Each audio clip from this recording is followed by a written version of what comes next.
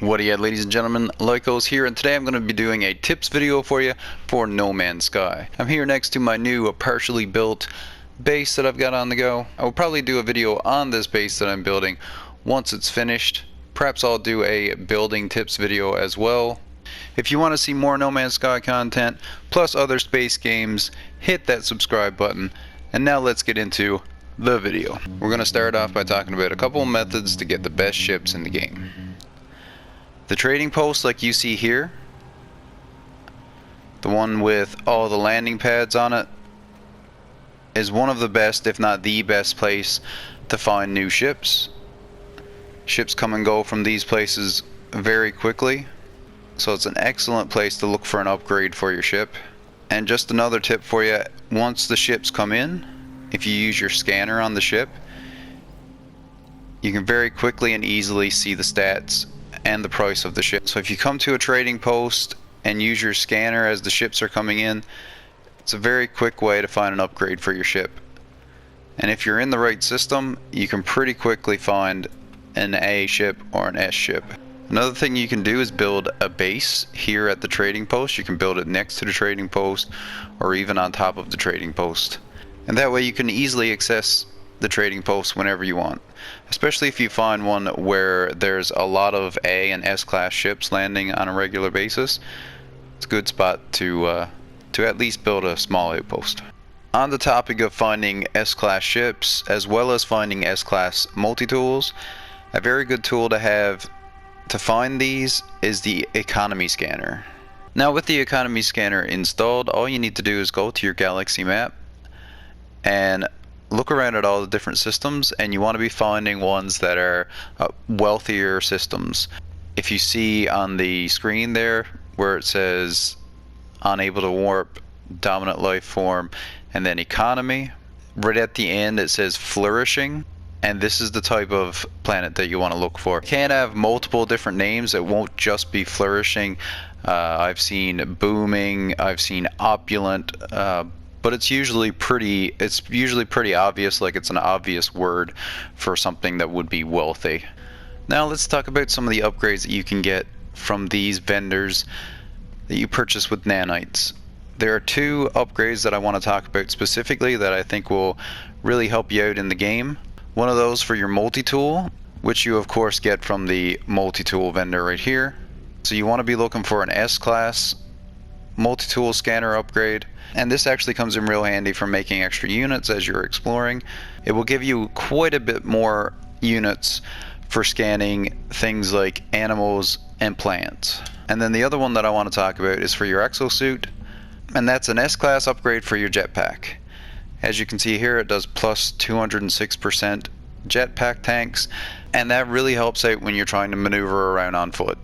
And before we leave the space station, if you find yourself needing navigation data, each of the space stations that you go to will have little items like this lying around. You might find them on the tables. Just have a look around. They stand out pretty well, and you just go over and click on them, and they'll give you some navigation data. Now let's talk about the vehicles for a minute. The vehicles are extremely useful. I recommend unlocking them as quickly as possible. The one that I would recommend the most is the roamer. I think the roamer is the most versatile of all of them. It's a very fast vehicle. It gets around the planet quite quickly, and it also has a very good number of slots that you can put things in. Also, they're extremely good for farming materials. If I'm building a large base somewhere, I always use a vehicle to get around and farm up all the materials that I need to build the base. In addition, on very hostile planets, which there are many extremely hazardous planets out there, if you get into a vehicle, you're completely protected from that hazard. One last thing about the vehicles, they are very good at taking out sentinels. So if you have some sentinels that you need to kill, the vehicles are an extremely good way of doing that. The next thing that I would like to talk about is this little machine right here, the blueprint analyzer. You unlock a ton of building parts through this little machine, and you even unlock one of the vehicles from this guy. Now how you unlock these blueprints is pretty simple. You just need salvage technology, which you can see here on my heads up display. You just find those buried technologies and dig them up with your terrain manipulator. Pretty simple and straightforward, but you're going to need a lot of salvage technology in order to unlock everything. So it is a bit of a grind to get everything that you want. Now, a very good building tip for you. When I'm building my bases, I like to have a lot of glass in my base. So in order to produce that glass, you need frost crystals. And a very good way to get a lot of frost crystals is to have a farm with a ton of frost crystals, just like you see here.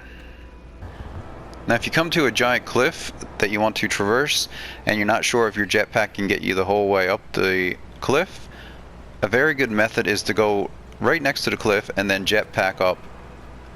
If you notice the icon there, my jetpack was actually going down quite a bit as I'm trying to boost up. But if I go right next to the cliff and do the same thing, you'll notice that my jetpack is actually not draining, pretty much not draining at all. Now let's talk about bounties. It's a pretty decent way to get some cash, so I want to give you a few tips on space combat. First thing you want to do is start backing up. Just put your ship into reverse. Also, missiles pack a pretty good punch. You want to use your missiles pretty often. If you make sure to put your ship into reverse when you're fighting another ship, it makes it so much easier to target that ship. Another thing that I want to talk about that I think a lot of people don't know about is recharging your shields and recharging pretty much any equipment that you need very quickly.